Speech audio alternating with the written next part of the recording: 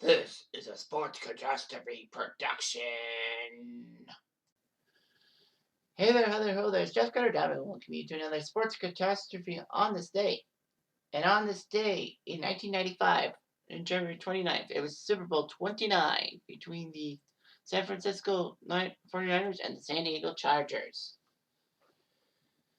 This game was the big game for Steve Young, who was always in the shadow of Joe Montana, and Niner fans said he will never win a title as a Niners quarterback after Joe Montana was basically dumped off after his massive injury in the 1991 NFC title game. Young was trying to prove everyone wrong, and knowing that San Fran fans are a curious bunch. Steve Young was the backup for 2 of the 4 Super Bowls that Montana won, so they looked good. This was the first Super Bowl that both teams scored in all 4 quarters, that there wasn't a 0. San Diego scored 7, 3, 8, 8, and then San Fran 14, 14, 14, 7. So nobody was shut out in a quarter. It was amazing and all that.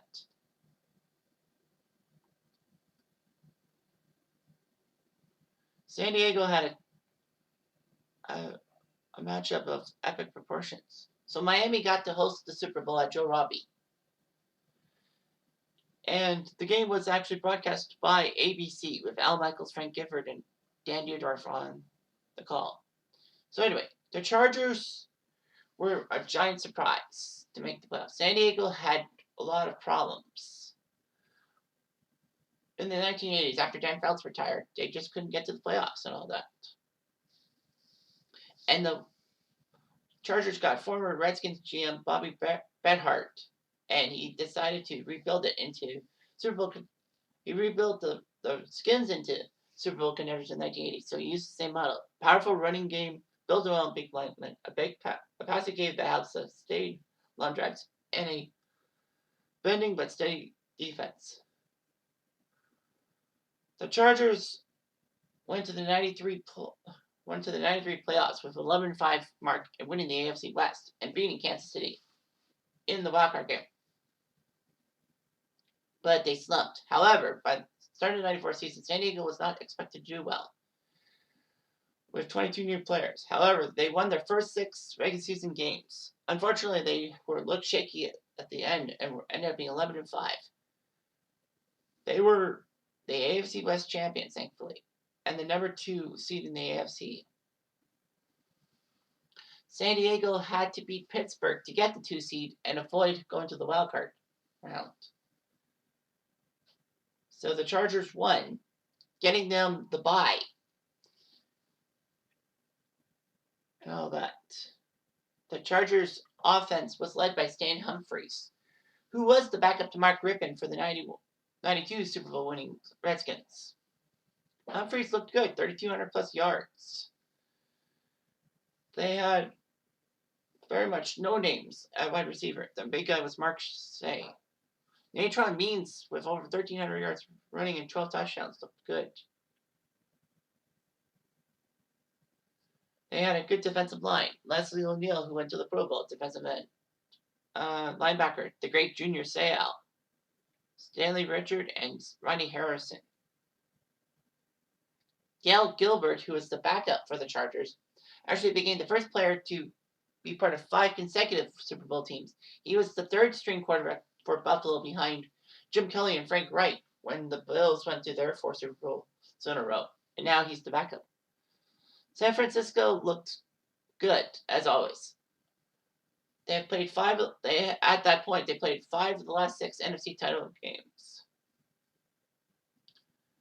San Fran decided to use veteran free agency to help them get past Dallas, because Dallas kept getting them in the NFC title game. They took Richard Dent, Charles Mann, Ricky Jackson, Ken Norton Jr., and Deion Sanders. Basically, they went to strengthen their defense. And it helped. San Fran's defense did better. Dana Stubblefield got 8.5 sacks. Brian Young was a good rookie defensive tackle. Vernon Hanks also was good, too. And Deion Sanders was named Defensive Player of the Year. All that. Niners had Steve Young, obviously, because, he was good and all that. In fact, the Niners won 13 games and were the best team in the NFL, but one of those 3 losses was in Kansas City against Joe Montana. But Steve Young still got the MVP for the NFL. He almost threw for 4,000 yards. He missed by 31 yards, but he got 35 touchdown passes. Ricky Waters was a tough running back before he went to the Eagles. He looked pretty good. He was the dual threat that Roger Craig was back in the 80s. Jerry Rice almost had 1,500 yards receiving. He missed by 1, but he had 112 catches and 13 touchdowns. John Taylor was a good receiver, still playing for the team. Brett Jones as well.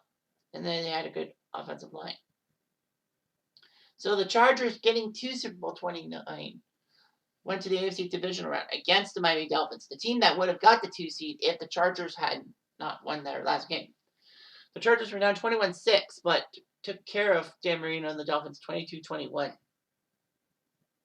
Pete Stoyanovich had a chance to win the game for the Dolphins, but failed.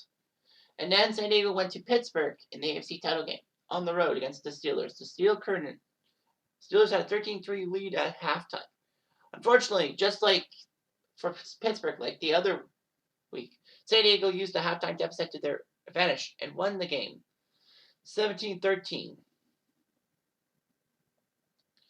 The Chargers got to the Super Bowl despite the fact that the Steelers had outgained them in every statistical category. The Niners took on the Chicago Bears in the divisional round and scored 37 straight points for a 44-15 win over the Bears. And then San Fran finally got their just desserts against Dallas, beating them in the NFC title game 38-28 on home turf, obviously. San Fran actually had a 21-0 lead and never looked back. So, anyway, San Fran looked very good and all that. San Diego was given little chance, obviously, because of their porous mark. And San Fran and Dallas were 2 of the best teams, and they thought that was the Super Bowl. The Niners entered the game favored by 18.5 points, the second largest point spread in Super Bowl history. Super Bowl 3 had it at 19.5 points. Obviously, the Jets won. I already talked about that one last year. And people thought that Super Bowl 29 would be the least watched game because the Chargers and Niners were both West Coast. All that. However, Super Bowl 29 was viewed by more people than Super Bowl 26, and that was the one when the Redskins beat the Bills. Anyway, this was huge.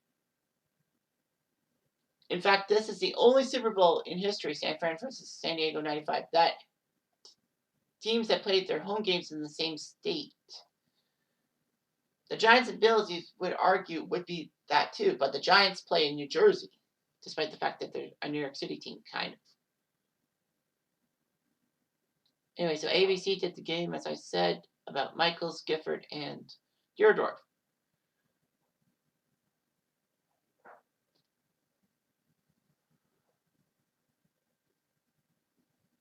There was a lot of Super Bowl stuff and all that. Full House did a episode called Super Bowl Fun Day, in which Danny and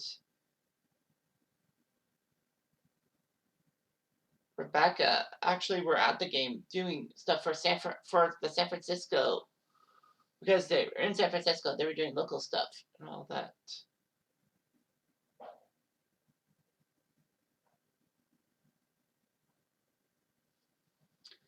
So it looked pretty good. ABC premiered Extreme, starring James Brolin. It would be the last time until Family Guy after Super Bowl 33 that they would premiere a series premiere and all that.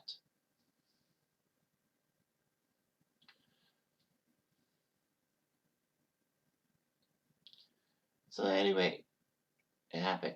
The weird thing was that Frank Gifford's wife, Kathy Lee Gifford, sang the national anthem.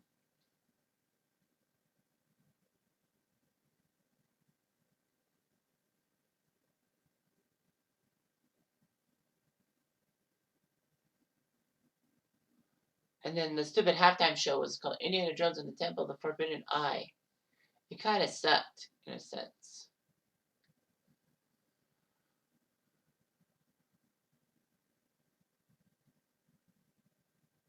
Anyway, onto the game. The Niners and Chargers. The Niners got a touchdown from Young to Rice to make it 7-0.